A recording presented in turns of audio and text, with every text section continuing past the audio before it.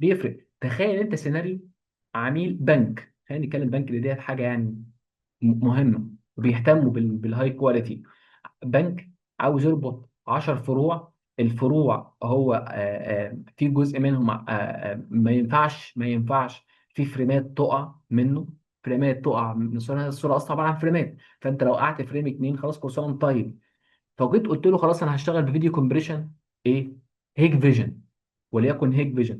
زي ما قلنا ان هيك فيجن او ده هو او يعني اكس او واي من الناس يعني، اوقات كتير جزئيه ان هو ضغط الصوره عنده ديت عامل زي اللي احنا مثلناه المره اللي فاتت. مدرس غشيم جه في وقت البريك في مدرسه ثانوي على اعدادي على اطفال، جم قالوا له فضي المكان ده كله، فضي المكان ده وقت البريك خلاص فضيه. جايب العصايه عمال بيعاطل بالباطل، فداس على العيال بتوع كيجي، داس عليهم.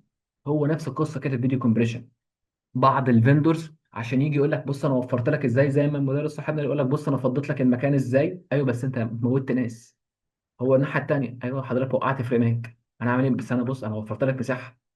فانا مش عاوز دي، انا عاوز النهارده حد يوفر لي مساحه بالهاي كواليتي، ما وقعليش فريمات. فلازم كمان تبقى حاسب الفريم بير سكند بشكل عالي جدا، حاسب البيت ريت، وزي ما قلنا هو سي بي ار ولا في بي ار. ولازم تبقى عارف هتبعت له، يعني الفروع اللي هناك ديت هتبعت لها السب ستريم ولا المين ستريم. كل الكلام ده في الاخر عشان تعرف تطلع بباندويتس.